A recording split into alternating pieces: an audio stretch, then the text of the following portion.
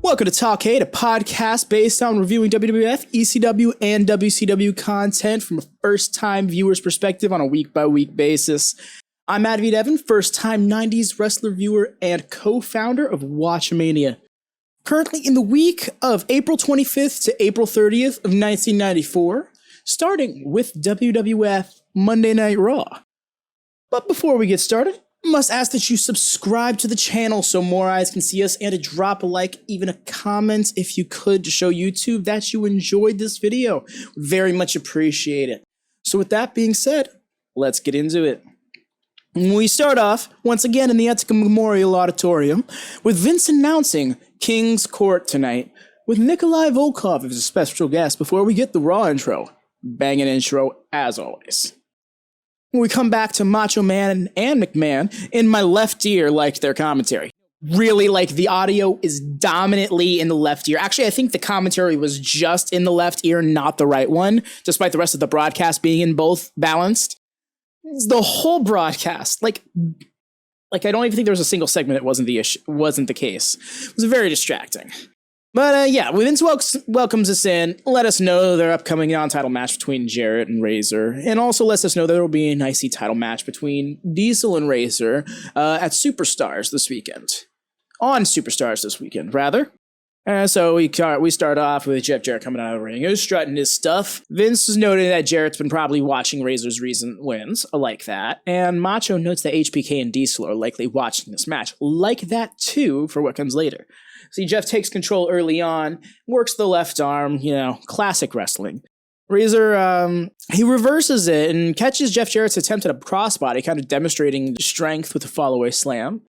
And, well, specifically with the catch. Yeah, Jeff scrambled to the outside and took control back when Razor came out to him. But as soon as they got back in the ring, Razor got control once again, to the point that Jarrett fleed outside the ring once more. And feeling a bit cocky, Razor went back outside after him, and sure enough, into the steps from Jarrett and back into Jarrett's control. It's really just like this back and forth of, like, inside the ring, it's Razor's game. Outside the ring, it's Jarrett's. But this time, Jarrett brought it inside with some solid control and laid in a good diving elbow. Or we got ourselves Headlock City. It felt very much like Jarrett was trying to out bad guy the bad guy, which I can appreciate, especially because right now they're making Jarrett seem like such a big deal when it feels like he's not. So Jarrett hits us with a classic rope-assisted headlock spot, the putting his foot up on the ropes, ref checks just as his feet fall off, that whole spot. And it's really designed to make Jeff Jarrett come off as a decent contender to the Intercontinental title, but I don't think it's doing the job like Quang's match last week against Brett did. Like, I feel like Quang ended up looking more like a world title contender than Jarrett looked like an IC title contender here. Because, like, Jeff is a solid worker, and the crowd is completely behind Razor here, but it doesn't feel like, oh man, like, this guy could actually challenge for this title, But with that being said, I contribute that both to Quang's presence versus, country star Jeff Jarrett with his really dumb gear. And there's also the dynamic of Owen putting over how beatable Brett was, like, during the match while he was calling in. Or we didn't have something like this with, say, Shawn and Diesel, So yeah, we come back to a running sunset flip from Razor, which was interesting. I didn't ever see him go off his feet on his own. He gets a 2, but Jarrett dropped him with a lariat, and getting back up, he runs off the ropes. And, oh yeah, that's right, he runs Razor off the ropes, slaps on a sleeper. I forgot that was a spot back in the 90s. It always feels weird to run somebody off the ropes just to catch them in a hold. But nonetheless, that's where we were at this time period. And we tease Razor's out, like, for a really long time. Like, they've really milked this. Realistically, the match should have been over 30 seconds earlier. But, arm drop spot, and Razor, just before the 3, catches it, fights out with a back suplex, fires up on Jarrett with some right hands. And Jeff where were we at, right? Oh yeah, he fired up on Jarrett to the point where Jarrett fled out the ring once more. Oh yeah, that's right. He yanked Razor to the outside and headed back in himself. And while Razor was getting up, Shawn Michaels came down the ramp and kind of just started talking some shit real aggressively over Razor. But Razor finally popped him one and eventually got in the ring. And he started laying into Jeff some more. But once again, Jarrett goes to the outside. Shawn got up on the apron to bitch at Razor some more. Razor yanked him into the ring to get some offense off, but Diesel makes the save just as Razor was going to go for the Razor's Edge. And that only then cost the match for Jeff Jarrett, because the bell was not rung until Diesel actually came in and stopped the offense on Shawn. Found that kind of weird, because Shawn was in the ring for a good 30 plus seconds. You'd swear the match was between him and Razor. But yeah, they beat him down. Diesel delivered a pair of jackknife power bombs before posing with the title and sent us off from that. Vince freaks out on them in the back when we come back from break. He's like, how could you do such a thing? All that stuff. And he just disregards it in favor of touting Diesel as the true Intercontinental Champion, which I don't get. The whole true Intercontinental, that was the point of the ladder match.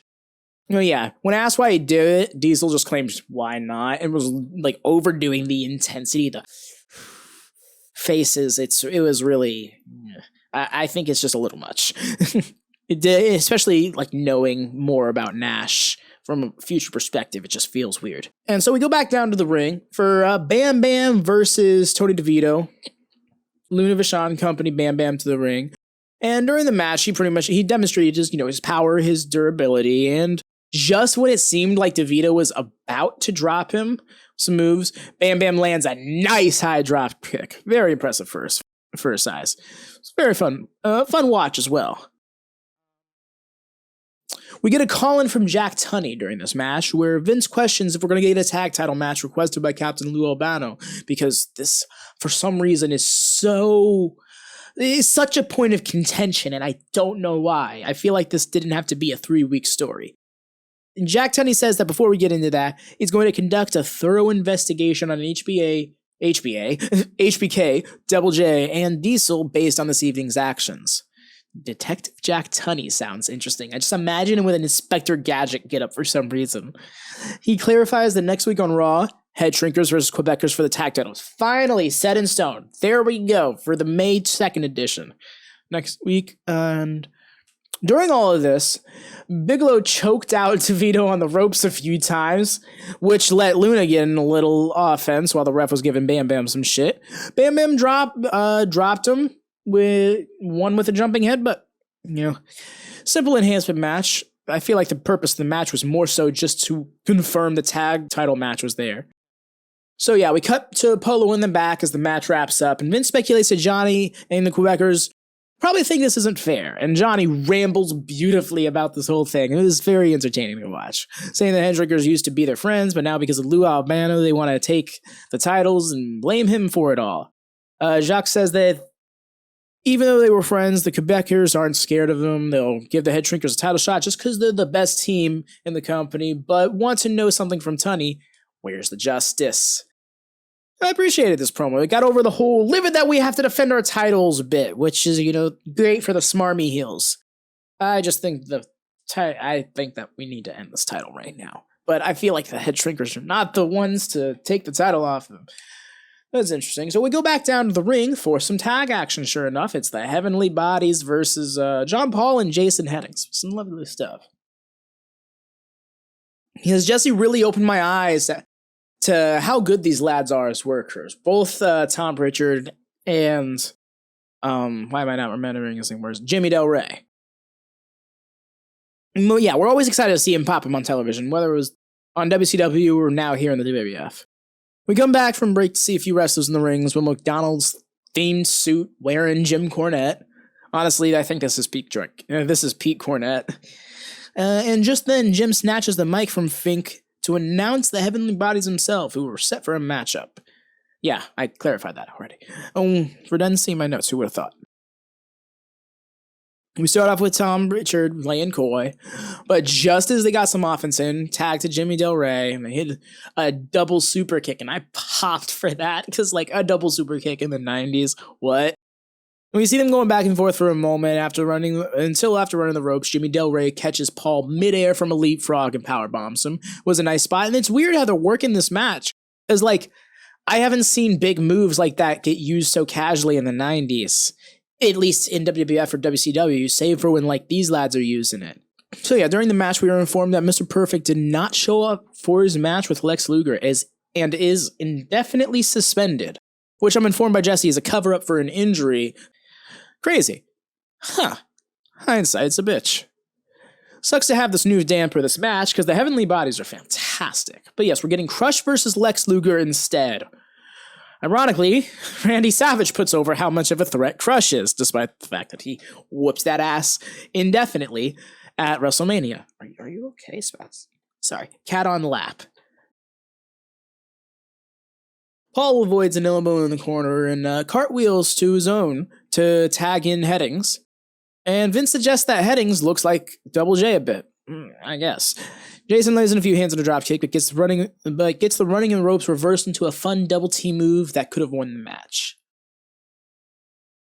Speaking of, Jimmy Del Rey stops a pin prematurely twice to really drive the point home, once after that double team, and again after super kicking the lad. Jimmy tags in Tom for a nice assisted powerbomb, but these lads really broke Heddings in with a ton of offense, and tagging back and forth, getting in various moves. They finally finish with a standing moonsault that is very lovely from Jimmy Del Rey, and that was pretty much it. Again, seemed like another enhancement match, but it's great building a deeper tag division because, head shrinkers win those titles, potentially. Then we have a heel team already lined up. At least one. And so now it's time for King's Court. We run a promo about the upcoming venues, and we're back to Jerry Lawler hosting his show. Jerry says that he normally likes to have superstars or rich and famous folk on his show, but insultingly calls out Nikolai to come to the ring, saying he's about $8 shy of 30 cents. Not gonna lie, I thought that was a good line.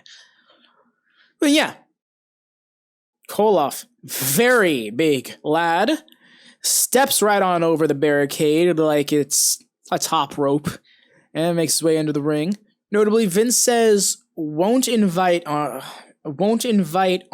Roddy Piper, while Jerry is saying all of this. So that tells me that my speculation from last week is wrong. They probably are just building an angle. Maybe Piper's out with injury or something, I'm not certain. He says, Nikolai Volkov, this is your life. That popped me. I realized how big he was as he makes his way over the barricade into the ring. Oh, I did put that in my notes. That last thing I just said, I won, not thinking that it was in there. Should just trust my notes some more. Jerry brings up how he used to be a weightlifter and a superstar, how he used to live in a mansion, and now lives in the slums. Really tears Nikolai down about it. And Nikolai responds by taking responsibility for his shortcomings in life, financially or otherwise, and says that what he did, Jerry could never do.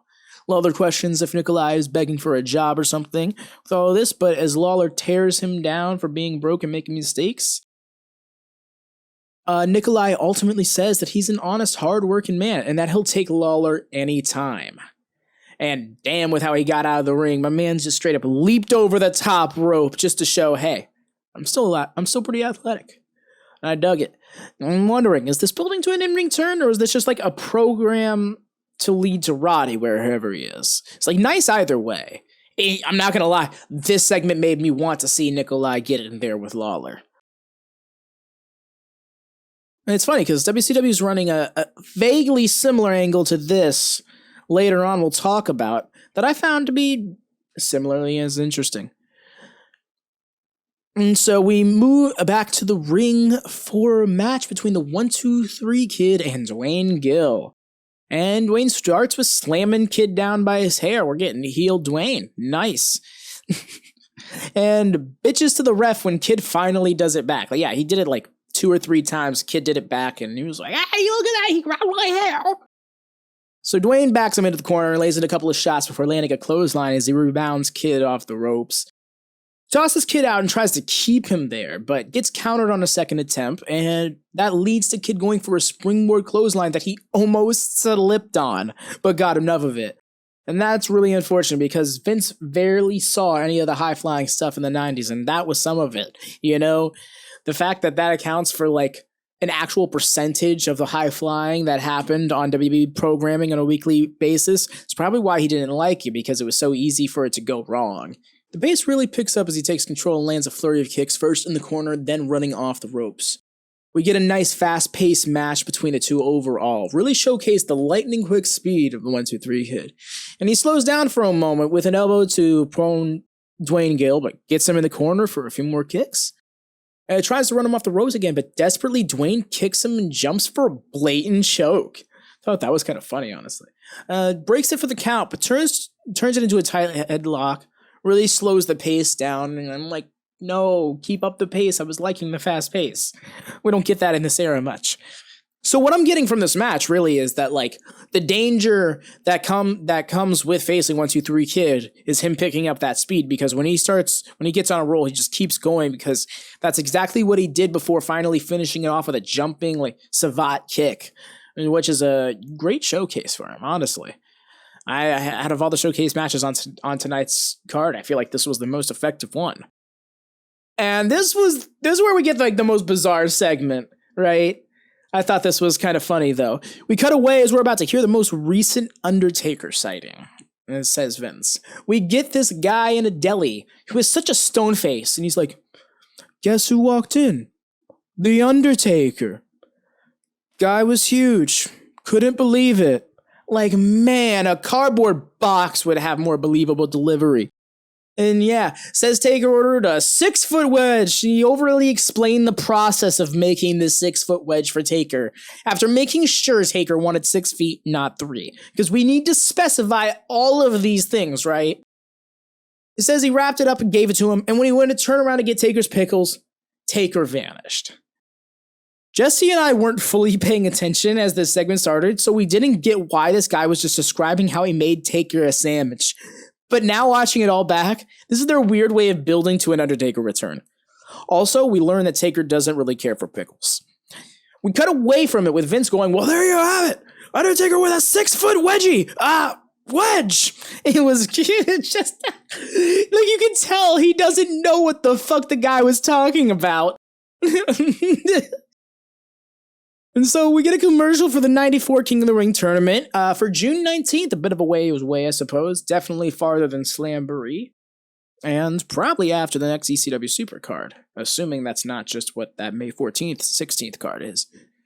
Just as Owen comes out to his girls just want to have fun sounding theme, Vince reminds Savage who won King of the Ring last year, Bret Hart. Vince suggests that Owen could become champion during the worldwide WrestleMania Revenge Tour, something they promoted earlier with that thing I mentioned, the venues. I feel the need to mention that because I get the impression that's going to come into play with some stuff later on in a few weeks to come or something. It's just, I just have this itch, so just in case, that's why I'm bringing that up. Owen has a dominant enhancement match, further cementing his claims made on the phone during Bret's match last week. I really love that detail. Rich pushes Owen into the rope with a lockup, but just as the ref calls with a break, he casually pulls Myers' leg from inside the rope and trips him. It's neat. Love little things like that. Rich Myers gets up in Owen's face about it, but Owens lays him out with a slap. As Randy Savage put it, that wasn't a slap, but that was a slap. Owen smashed Rich's face into the buckle. But between a face buster, a lifter, a dropkick, and a gut-wrench suplex, this man does it all perfectly. He shouts that the excellence of execution is right there as he toys with Myers, and I'd be hard-pressed to disagree with him. So, Rich gets in a bit of a hope spot by bashing Owen's face into the turnbuckle. Just as he lays one in and shoots Owen off the ropes, Owen catches himself on the rope. Rich takes himself out with a failed dropkick, sharpshooter, raise arm, and win. Just like that. Owen lays in some disrespect with an extra knee drop before putting the Bret glasses on and beating Rich Myers. But Owen is focused. Like, there is no way we can't have this match at King of the Ring. Like, right? Like, we gotta. So Vince brings us back from our final break for saying I didn't even turn on the thing. I'm Raw. I didn't even have that up there this whole time. Vince brings us back from our final break with Lou Albano saying he feels so alive and is all too happy that the Head Shrinkers get a title shot. Lou's going off, but Johnny comes out to confront him and bitch him out over the whole thing. Macho holds back Polo so Lou can slug him one good time, and the Quebecers come out to get their boys. Vince sends us home for the night. It's a fun little chaos bit in the end. This Raw was a good one, I gotta say. I liked it better than last week's, and I think next week's is shaping up to be a fun one as well. I'm hoping to see the next beat of this Hart Brothers story, and we'll see how this tag title match goes. Because I'm not looking forward to it all that much, but I get a feeling like there's going to be a lot of importance placed upon it. I'd at least hope so. So, on to ECW we move, and get ready because I got a lot to say about this episode. I say being this deep into the episode already, just starting it.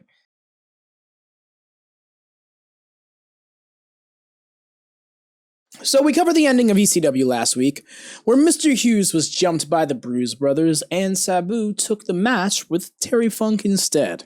How Bobby Eaton and Arn Anderson from WCW popped up because of Paulie's moves with former Dangerous Alliance members. We cut to Paulie, who says for the first time anywhere, we get the rest of the story, and it cuts to the intro, which has a different song damn near every week. We get footage after the show where Sabu. So yes, we get footage after the show where Sabu and Arn brawl, first on the ramp and then back into the ring, with Arn going face first into a chair and the ropes held up by Eaton on the outside.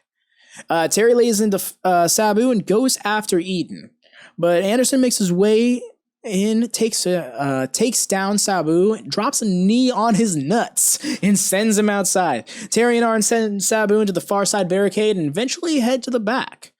Joey says that we got to find out how Arn knew that Bobby Eaton would be here and suggests that perhaps Paulie didn't cover up his tracks too well. Funk and Anderson bring Eaton out from behind the curtain and lay into him some more before heading down to ringside. Arn starts having words with Terry, but Terry insists Anderson come into the ring. Funk and Anderson have some more words in the ring, but eventually they shake hands. We get an announcement that at the May 14th show, aired May 17th, apologies, not 16th, 17th, has a tag match of Sabu and Bobby Eaton versus Terry Funk and Arn Anderson. And we take a break there. We come back from that break, however, with our attention being put on the new ECW television champion, the Pitbull, and Jason. Jason talks. It's very hard to pay attention to. Really odd choice of words for dialogue. He says that for 8 long years, he was the young hopeful going out there wanting to get his hand raised, and it was always the other guy. He's been in this business for 8 years already? Oh my god, why is he still here? However, only 6 months as manager, and he's a champion. My guy, Pitbull is the champion. And again, it's really odd dialogue and awkwardly creepy laughter throughout all of this as well. It just feels so forced by both of them. But this is a direct quote because if I had to experience this weirdness, you do too. However, only 6 months as manager, and I'm a champion because Pitbull took JT Smith as far as he could go. And when he couldn't go any further, that's when we put a stop to the former champion and formed a new champion in the form of Jason, the sexiest man on earth and the most dangerous animal in the world, the Pitbull. I wasn't going to fully commit to like a Jason impression there because I refuse to get that creepy at all, let alone in front of a camera, but goddamn. And I'm not trying to shit on the man himself, the person who plays the character, so much as I'm trying to shit on how the character is and how the character is portrayed. Oh man. And I know like the promo is cut by him, likely was wung by him, but it just, Oh, it was so odd. And the Pitbull has odd dialogue too. He says that to hate him is to love him because we love what he does, but that JT Smith didn't. He gave him Pitbull surgery just like he told him he would. Pitbull surgery. That's a thing, apparently. Says that he's not going to supply JT with a painkiller because that's the zone he's going to be in. The Pitbull zone. A zone of pain which JT couldn't take. Which is why JT passed out in one of his submission holds. Only one of them. He has so many. Only took one to put JT out. That's why Pitbull's the champ. His words. He asked what else Joey has. To which Joey Styles mentions how Public Enemy jumps JT before the match, but insinuated that making JT pass out wasn't as definitive as pinning him for the title. What? What? In both scenarios, you have to incapacitate them. Okay. Pitbull angrily rambled in response about how he's the champion, that he's got to like it. Cool. We find out that his first challenger for May the 14th event, May 17th show, is going to be Tazmaniac. Which is nice. The guy that JT got the fluke win over, so I appreciate that. It's at this point that I realized the segment was way too long. And we weren't near the end quite yet. Jason goes pale at the news, but Pitbull keeps his composure and starts trash-talking Tazmaniac. Says if he wants to suplex, wrestle, brawl, or karate, he'll match him for it. Jason starts to get behind Pitbull on his shit talk as Pitbull makes a fair point in regards to beating JT Smith, the man who beat Tazmaniac for the title. Pitbull says he's Umero Uno. Joey Styles invites Pitbull to stay where he's at and join Joey on commentary. We missed this bit on stream, so we thought Pitbull was there in the Eagle's Nest and just ran back to his spot after the match, but I guess he just stayed in the spot and they both watched the match from that point on. So yeah, we go down to the ring with Tazmaniac coming down the ramp. Does his caveman noises as he gets in, and it is on. Runs up on his opponent, started laying him out, tossing him around, took Mike Norman to the outside, landing on a table propped up ringside, causing its legs to give out, but did not break. So Taz props him up and gives him another overhead belly to belly through the table to make sure it breaks. No wasted motion. He wanted that table spot, damn it, and he got it. On commentary, we have Pitbull claiming he would counter all of these moves. Neat. We get it back into the ring, and Taz lands a very high angle release half and half suplex for the win. It's pretty gnarly. And as it happens, we have Pitbull running his mouth on commentary saying he'd take that, get up, and thank Tazmaniac for the suplex. Talking that mad shit, dude. And if it wasn't for the fact that he's legit burying his opponent and saying all of this stuff, I'd be so much more behind it. But yeah, he's like the most women's like, yeah, he's good, but I just destroy him on all that. And like, that's technically what you're supposed to do, but I feel like the emphasis is too much on how good Pitbull is and not enough on how good the person he intends on beating is.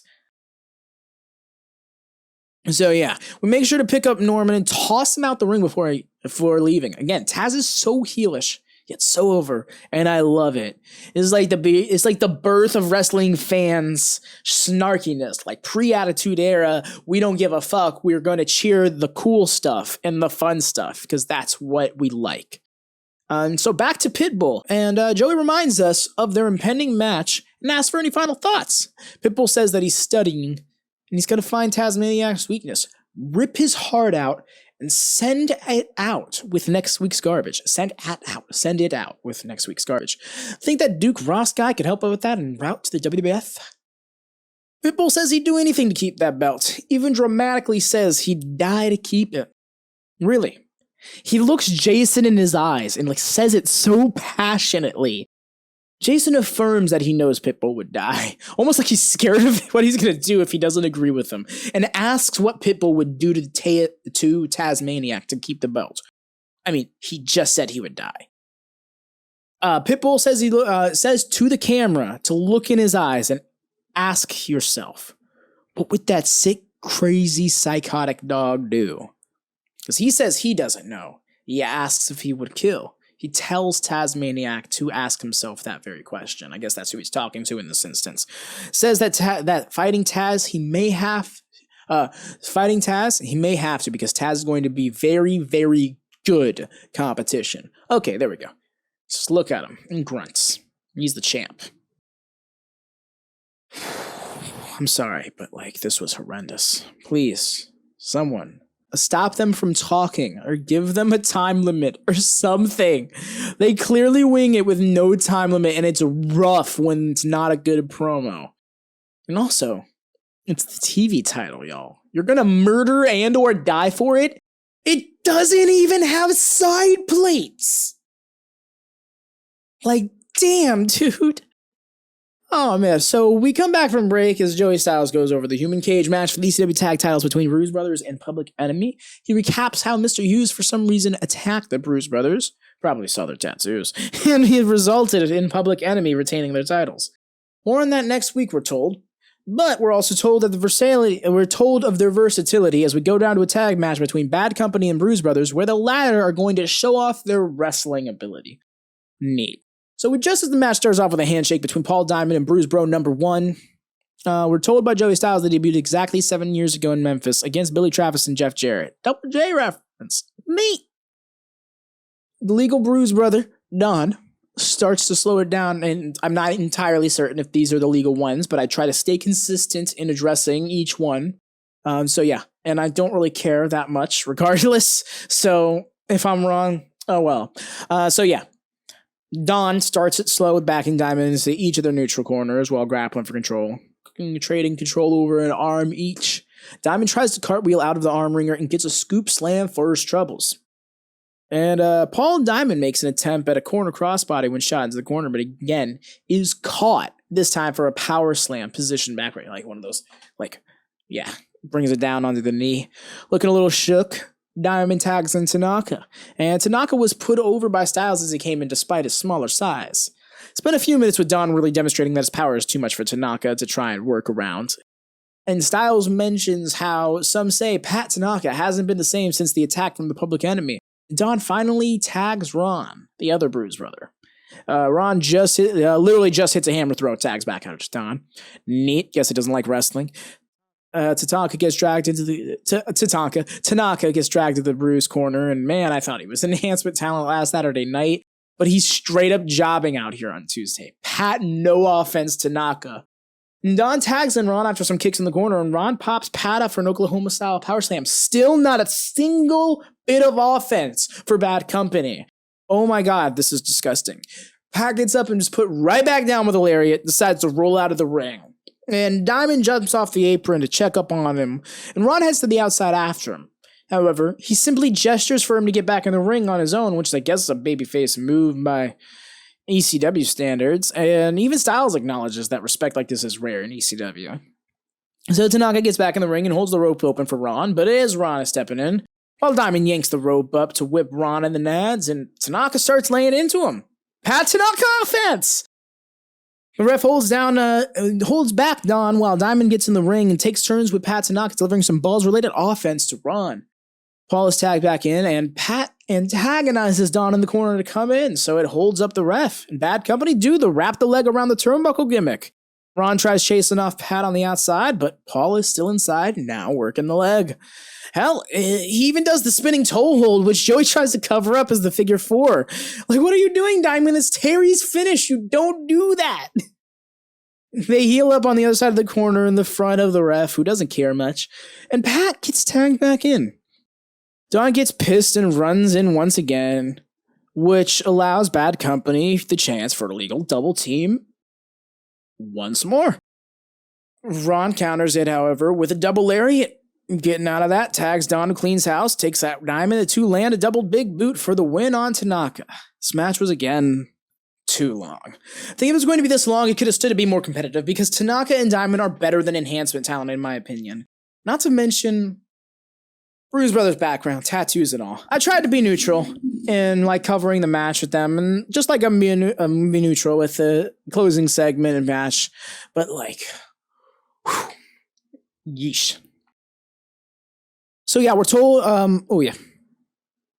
As for the point of the match, to show that they can not only brawl but wrestle, I guess. They were still striking very often, a slam here or there, but it's not like these boys are out here chaining. I'm not trying to be like, they're shit wrestlers, but they just didn't land quite as intended, I think. Now, the worst thing on the show. We're told more to come in regards to their beef with Mr. Hughes next week. Neat. That'll be a pit of apathy. Terry Funk and Arn Anderson, I'm reading the segment title. My bad. Coming back from the break with Terry talking to Arn in the back, he wants words. Let me run that back. So before the break, we're reminded by Joey Styles that the only man who had been part of both the Four Horsemen and the Dangerous Alliance is Arn Anderson.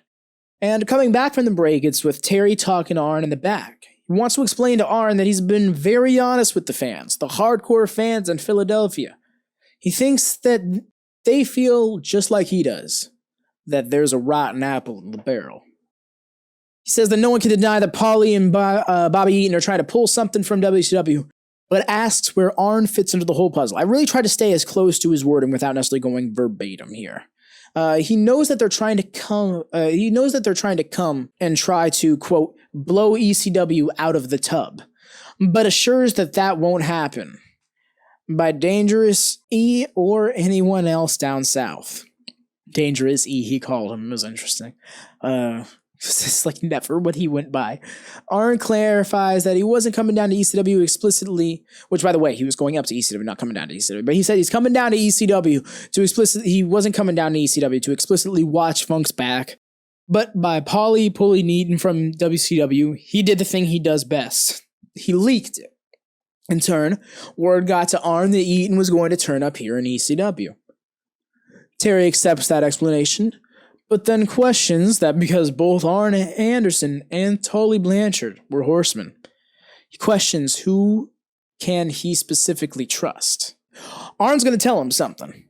Arn says that erasers were put on pencils because people make mistakes and that he's made a lot of mistakes. Arn's going to tell him something. That Terry's a Funk and Arn's an Anderson, and those bloods haven't always mixed in the past. Arn's going to tell him something. That he's going to put his hand out and tell him something. That he's going to watch Terry's back with Sabu. And if he watches Arn, he's going to watch Terry's back with Sabu if he watches Arn's back with Bobby Eaton. God damn, did he? Like, the whole, let me tell you something thing in 90s was really run to the ground where it started to feel like a rib at this point. So, in response, Terry clarifies that his word is a good. His word is a good. He gives his word as a Funk. So because of that, he wants Arn to give his word as an Anderson. And Arn says, as far as he's concerned, this isn't about representing promotions, and that as an Anderson, he won't cross him. They shake on it, and they promote the match once more as we cut away. We return to Paul East and with Eaton. He tells us that every time Terry Funk thinks it might be the year to call it quits, he says that he'll have to think that there's one guy that will sacrifice their body more than anyone else, and it's Sabu. The man who beat Terry Funk last week, all by himself, with no one's help. That apparently Funk wants to blame Bobby Eaton for it because he's always had to find that scapegoat. When he's gotten into trouble as a kid, he's always had to blame Dory. Paulie clarifies that Bobby Eaton was simply watching his back because he heard that Arn Anderson had been sniffing around ECW. Paulie addresses Arn Anderson, saying he knows what type of man he is, that he'd slap Paulie, but not Bobby Eaton. He says that he'd come out and does the Four Horsemen gesture. Arn will always talk about the Four Horsemen. Paulie mentions that Bobby Eaton would bring up the Midnight Express, or the Heavenly Bodies, and that he should, but he'd also bring up the Dangerous Alliance. Bobby Eaton the whole time just stands there looking a bit gassed and kind of unsure of himself. Kind of threw me off this whole promo because I'm like, why is he like that? I was waiting for there to be some indication as to why he was like that. He was a little bit more animated by the time we started talking about Arn Anderson, but he overall seemed to just not be about Paulie shouting. That, or he can't get a word in edgewise. He looked like he was about to say something when Midnight Express was brought up, but Paulie was going off at the moment and, again, could not squeeze in. Yeah, Paulie rambles on saying that Arn won't bring up the Dangerous Alliance as if that's a part of his past he's ashamed of. Like Ricky Steamboat, Ric Flair. Nobody wants to remember the Dangerous Alliance, but Bobby Eaton remembers it and what they all accomplished. However, Arn Anderson all of a sudden forgets them, yet resembles the Horsemen. He clarifies that it was men like Sabu and Bobby Eaton that put down the legendary Funk, that they had been ready to be done for good, but who else but Arn Anderson to put a stop to them? He clarifies Eaton never needed Paulie to win any matches, and Bobby mutters, "I carried him, Paul." And Paulie affirms that, but states that Bobby will carry him to the hospital. I don't think he'll bother to carry him to the hospital, just put him in the position of needing to go there. There was this awkward bit where Paulie is like, matter of fact, spits on the ground, and then goes on to say that not a single member of Terry's family could beat Sabu.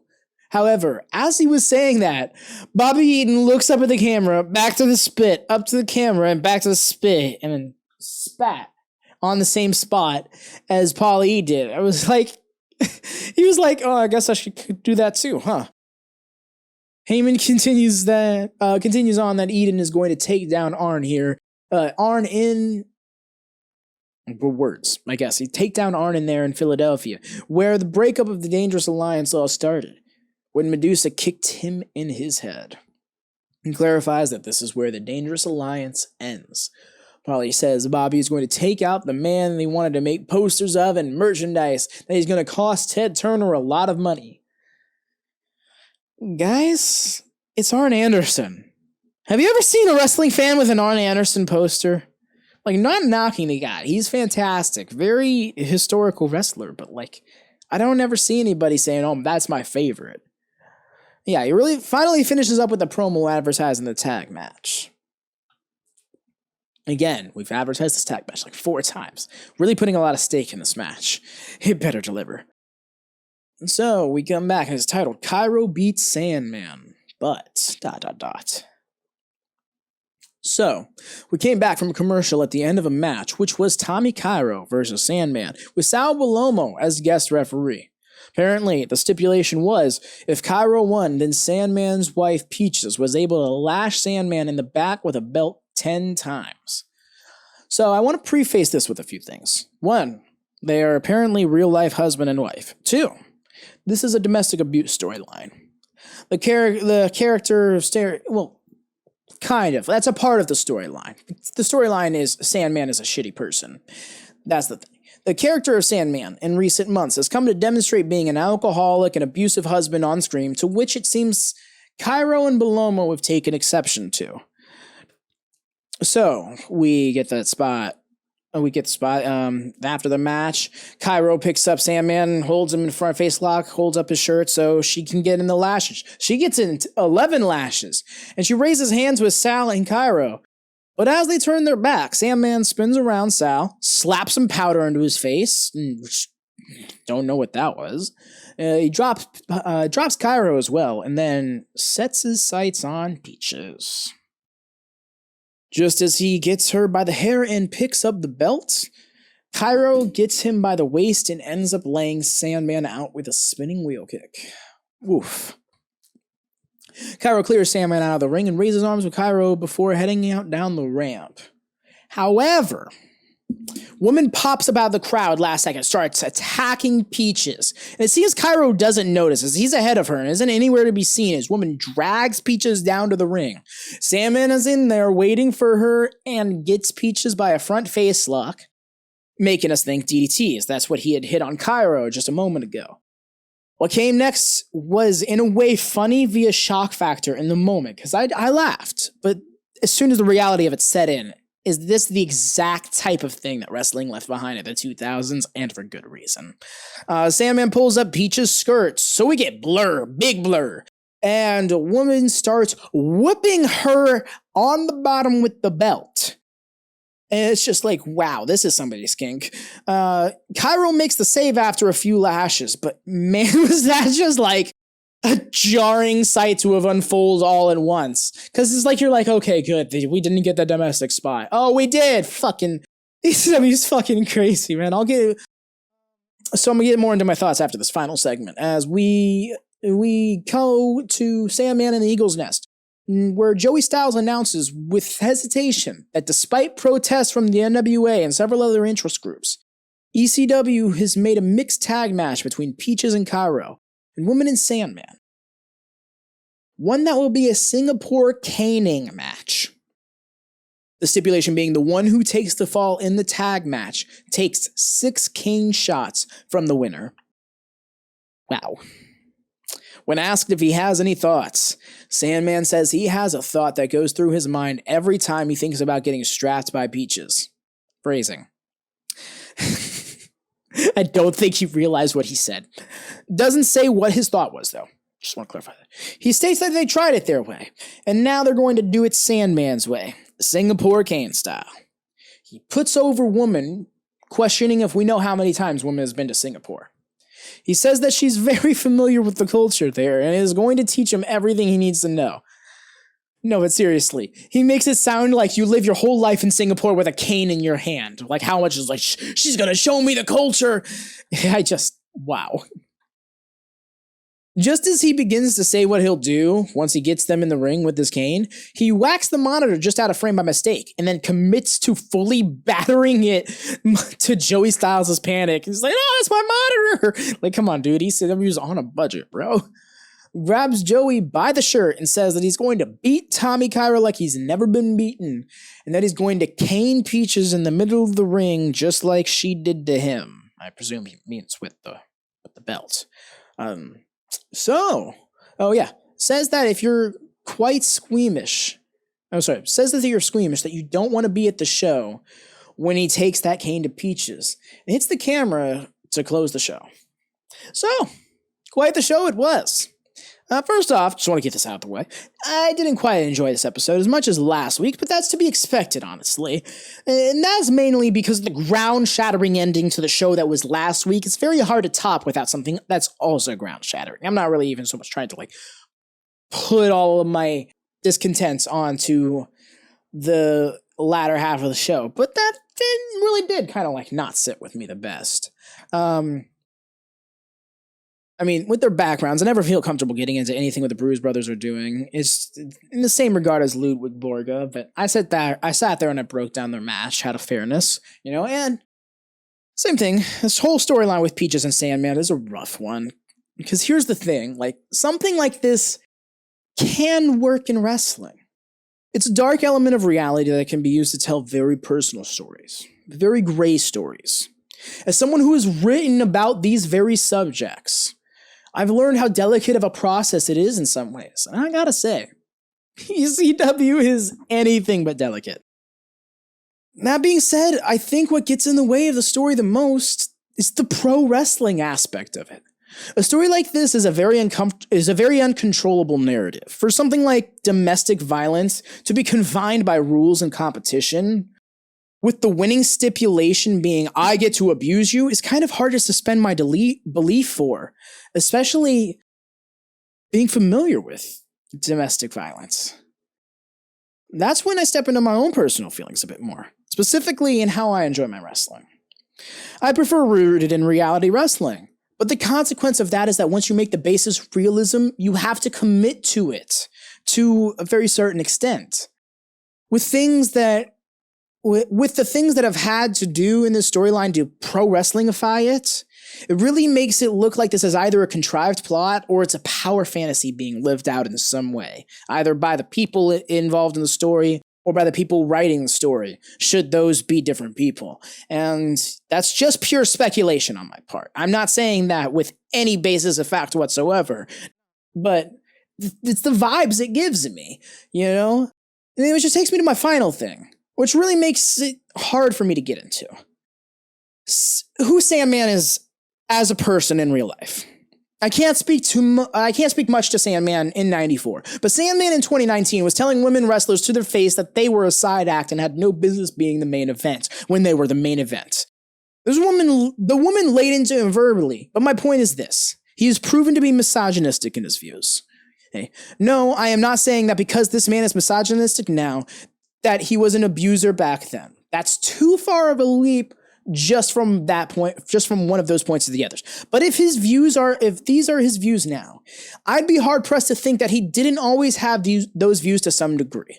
If anything is for certain, the character that Sandman is playing is a misogynistic scumbag. So that's where it feels like this was rooted in reality for the wrong reason, with hindsight and all that. Had I not known who Sandman was in real life, I probably wouldn't have that issue with the storyline. Not to say that, the not the best narrative telling also getting in the way of it. But it's like a power-abusing billionaire predator writing himself to make out with one of the women talents on their television program when he didn't need to, only for it to be revealed decades later that said power-abusing billionaire predator did, in fact, force inappropriate relations behind the scenes on his employees just as his on-screen character once did. Very different situations and circumstances. But comparable in essence when you think of the character versus person playing the character elements of both of these scenarios. So in short, this story just ain't for me. But I can see how or why some can enjoy it. I think that if it was a different person playing the character, as well as more narrative, less wrestlingness, I'd actually be really into this. Genuinely. That's why it's like, it's a real weird thing for me, because I genuinely feel like it's not so much the story they're trying to tell as it is the people involved in it and the way they're trying to tell it. Something like this, I think, demands nuance to its storytelling to be successful, at least most of the time. Now, onto what I liked, because I feel like I harped too much on what I disliked about the show, and we haven't even gotten into WCW yet. Yes, this is a long one. Yes, I am sorry. So what I liked is that we built more on this crossover with WCW, which, spoiler, is not what we do with WCW. I also like that Arn and Paulie have very different tellings of how this came to be. Sure, this may be obvious, but I can appreciate it not being the exact same story for the sake of the heel is lying or different people recall things differently. Just feels more real in that regard. Terry Funk and Arn was a bit of fun, if nothing else but for picking apart the dialogue. Terry, he was just talking like a loopy uncle. That's his promo. It's great. I love to see a heated promo battle between Terry Funk and Bob Backlund. I think it'd set the world on fire. I really want to see Bad Company do a bit more than just enhance talent. It makes me feel like their contracts are coming up or something, because they're good. The little bit I saw them when I first saw them at the top of the ECW stuff we were watching was great. And Taz is such a pleasure to watch. I really hopes he takes the title right back from Pitbull, because I can't stand these 6-minute promos of him and Jason. They can naturally end these promos 4 times over before they finally do. I honestly like ECW's chaotic vibe for the most part, but it is a very long-winded show all around. And as a long-winded person, I can appreciate that, but I can also see that it's not the best thing. Long-winded, like this podcast, right? So, that being the case, now on to WCW. If that helps, I have less to say about WCW. So, we start off after the intro, we get, words. So we get that neat factory intro like always, right? And it starts off with Max Payne opening up, saying something edgy about fire in the soul and rage or whatever. He's cutting a promo on Vader, says that Vader's the type of man to turn that rage into an inferno. Says what he's done in the WCW are beyond atrocities, especially what he's once done to Cactus Jack. He says, you're going to get in the ring with Max Payne tonight, and all the vengeance that needs to be taken out will be done by me. It's one of those, I'm trying to sound so dramatic and I end up sounding really stupid. As a D&D player, I know that feeling. I do it all the time. Again, a weird sentence. Is it just a thing in pro wrestling that I never noticed until I started doing this show? I realized it a few times during watch-alongs before, old or new wrestling, but it feels so prevalent in these few weeks specifically.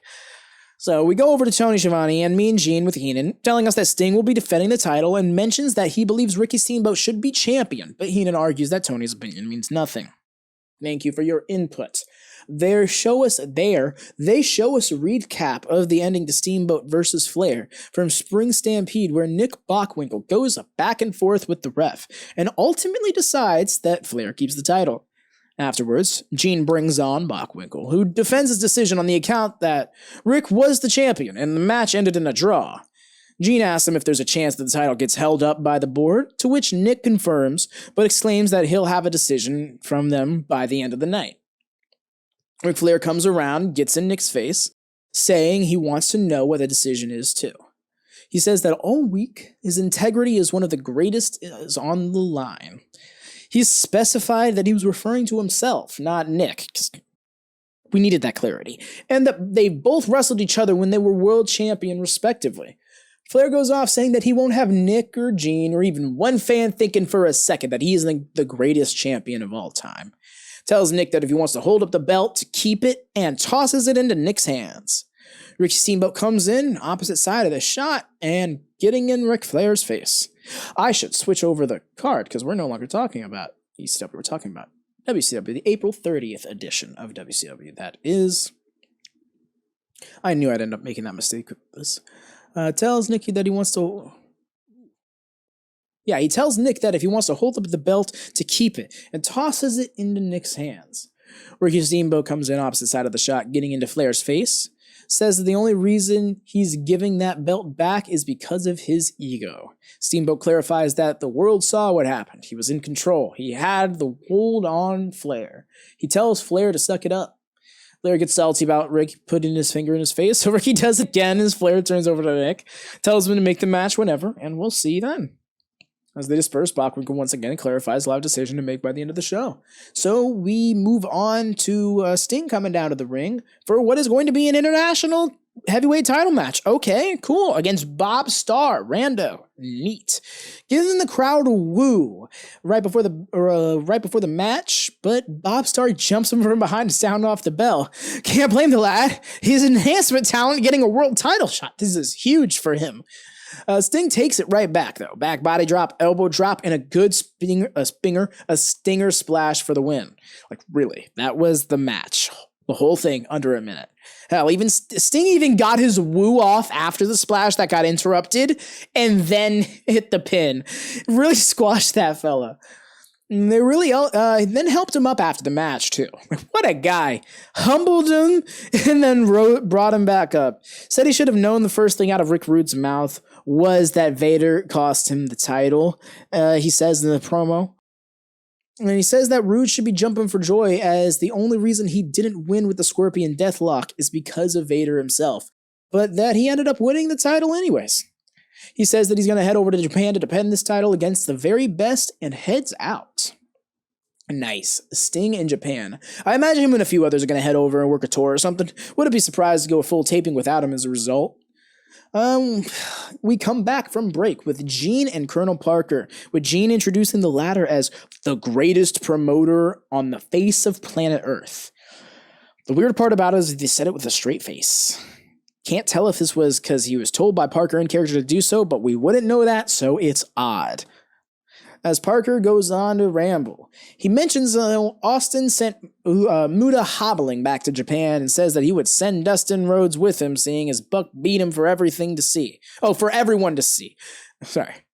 Gene says that the way he sees it, Austin should consider himself lucky he's still the champ.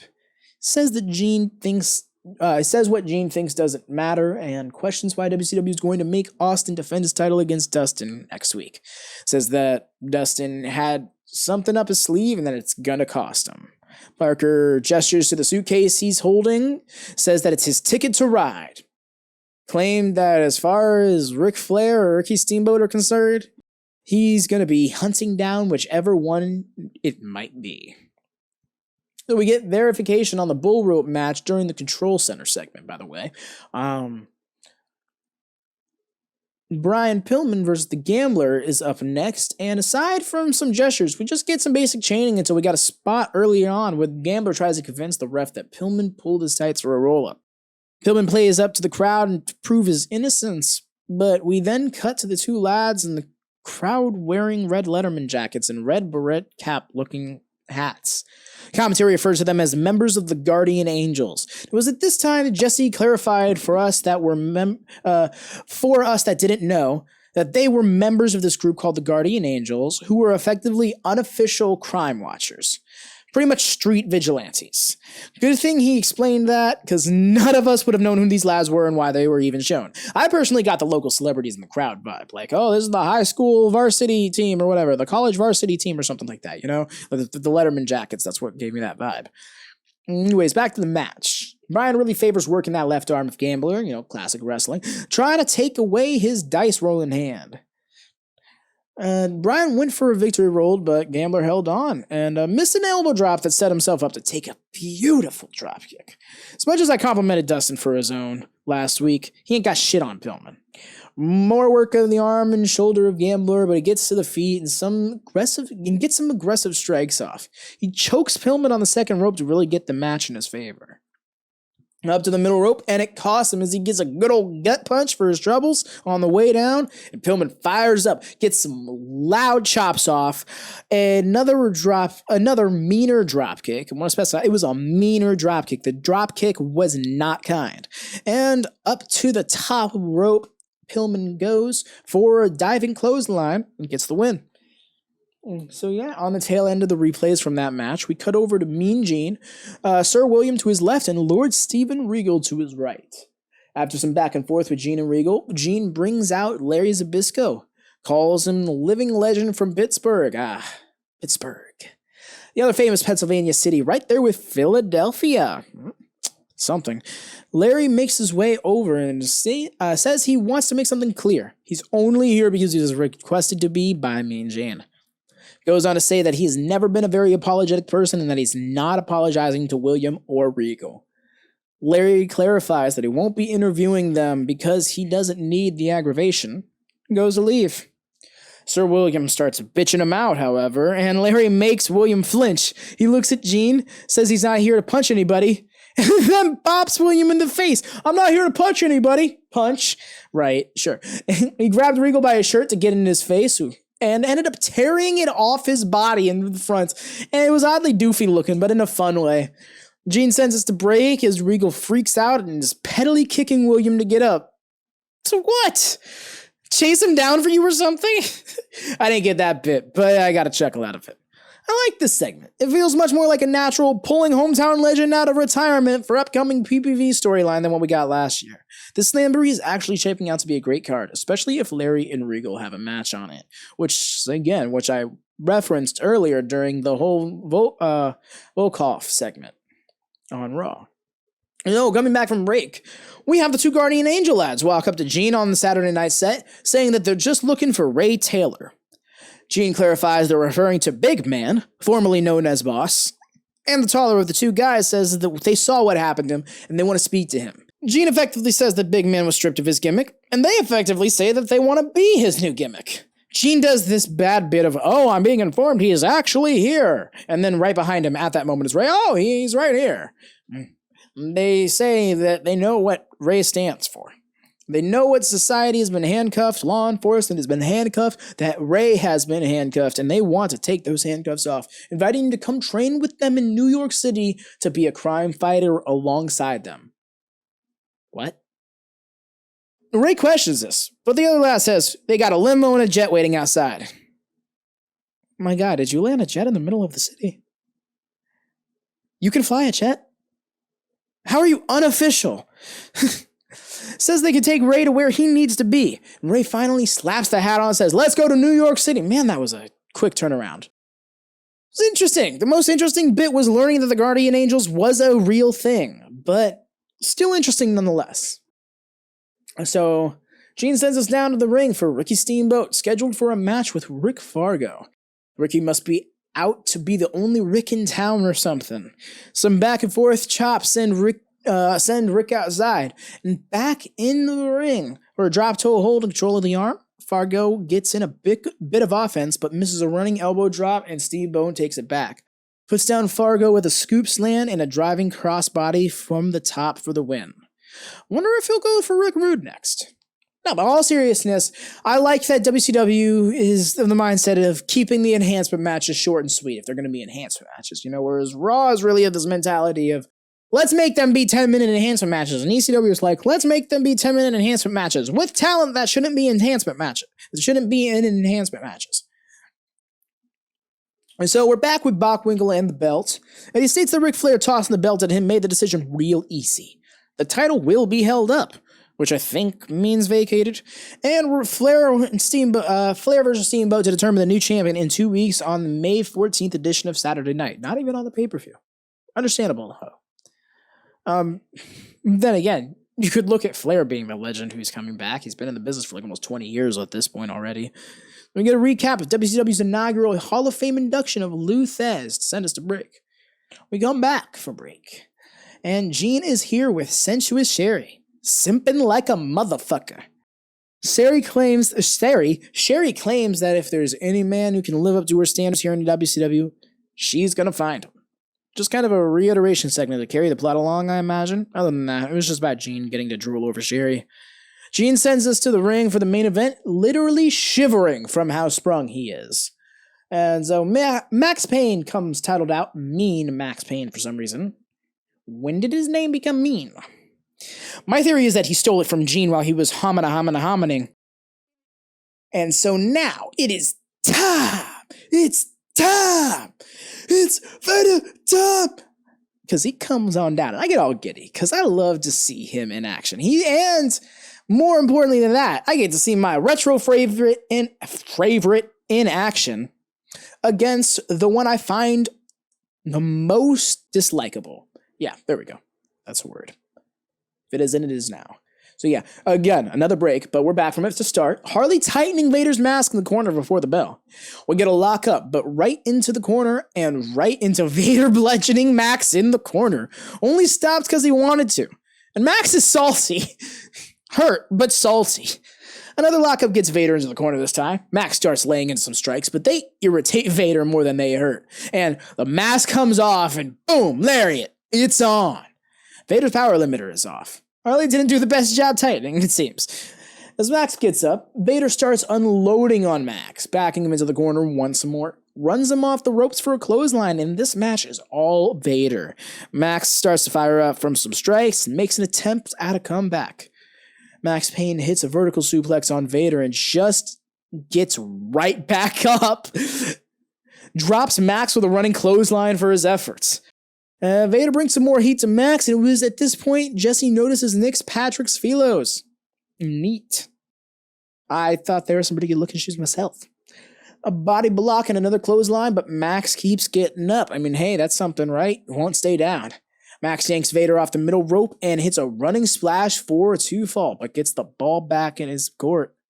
Goes up for a middle rope splash and misses. That's all she wrote, because Vader gets him in a corner, goes for 2 Vader bombs via Harley's demand. Vader thinks for a second, shouts one more, this time goes up to the top for a splash to show Max Payne how it's done. Gets the win in what was a demonstration of brutality. Not gonna lie, when this match was announced, this was what I envisioned. So naturally, with WCW being what it is, I wondered how they would find a way to not give us it. Pleasant surprise? This match booked exactly the way it should have been. So Rick Rude runs in from behind, guess he hasn't gotten got by Steamboat yet, drops Harley with a chair, runs up on Vader, lays into him 3 times, once on the back, twice in the head, drops Vader, and clears it down the ramp where Gene catches up with him. Rude says that Vader got hit with instant karma and that they're living on borrowed time. Very ironic statement, given circumstances. Should be a great match. Would be cool if he popped up on that Japan tour or whatever Sting is going on. Gene sends us home, and that was the show. Nice, fun, inoffensive Saturday night. Nothing crazy, but nothing bad. Just building the Slamboree, which is looking like a banger card, albeit a lack of ECW put onto it this time around.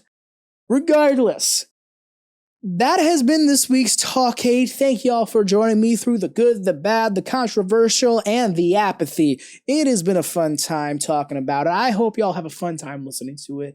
Do please like this video if you haven't already, and make sure to subscribe if you're somehow at this point in the video and you have not done so already.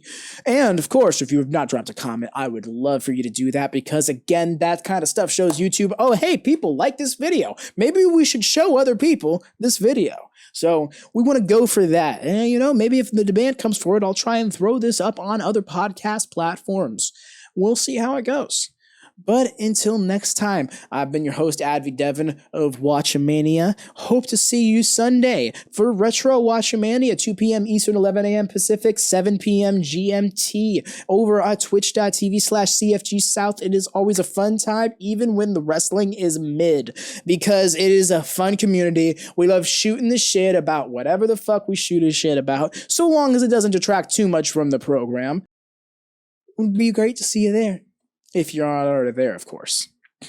It's kind of like a chicken and the egg situation with Talkkcade and WatchaMania. But yes, that's all. Thank you for joining me. Peace, y'all.